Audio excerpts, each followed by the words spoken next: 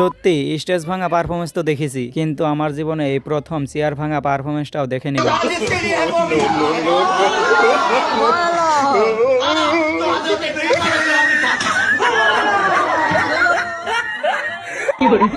এইবার এই হ্যাপি হোলিতে এই দাদাটার হোলিটা বেশ হ্যাপি হয়েছে, সেটা কিন্তু মানতেই হবে।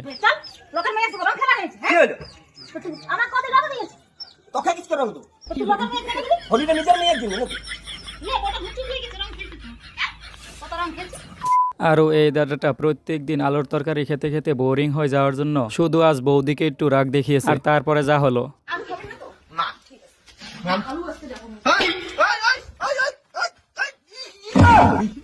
আর এটা মানতেই হবে যে হোলিতে কিছু কিছু কাপলদের অর্ধেক বিয়ে এইভাবেই হয়ে যায়। বন্ধুরা দেখে নাও নিব্বা নিব্বিদের রং খেলা।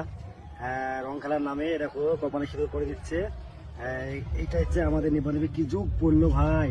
আরে ভাই, আরে ভাই, আরে ভাই, ছেলেটা কি করলো দেখো। রং খেলার নামে মেয়েটা শীতে সিঁদুর পরে দিচ্ছে, মানে আবিরটাকে সিঁদুর ভাবছে। মানে সে নিজের বিয়ে বলে কথা, সুন্দর তো দেখতে লাগবেই, কিন্তু বান্ধবীকে আরেকদিকে সব পর্দা ফাঁস করছে।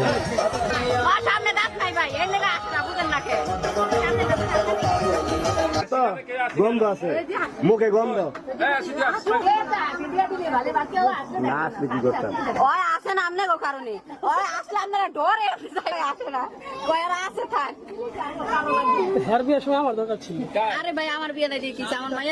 মানে ওরাও তো জীব, ওদেরও তো সবকিছু থাকার পাশাপাশি রাগও তো একটু থাকতে পারে নাকি? কিন্তু যাই হোক, এদের রাগ দেখানোর ভঙ্গিমাটা কিন্তু আমার কাছে বেশ মজারই লেগেছে।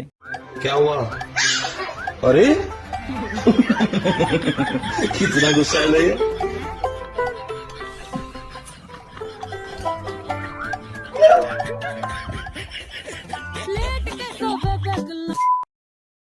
আমি একটা কথা বলি, আমার কখনো ইচ্ছা হয়নি যে আমি হচ্ছে কাজ করে ভাত খাবো।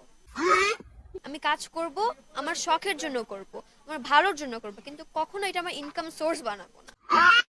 মানে কি আর বলবো, বলার কোনো কথাই নেই। মানে এমন কিছু যে নিজের ইচ্ছায় করে সেটা আমার জানা ছিল না।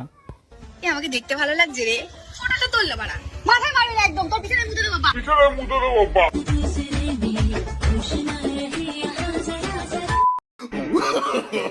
No, no, no, no.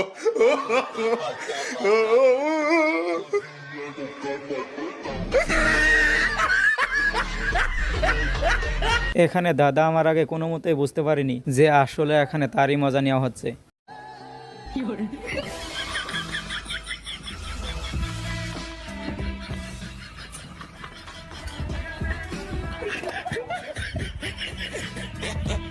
আসলে বন্ধুরা, যখন জোর করে কোনো পুরনো জিনিসের উপরে আধুনিকতার ছোঁয়া লাগানো হয়, আর ঠিক তখনই তার হয় এমন রেজাল্ট।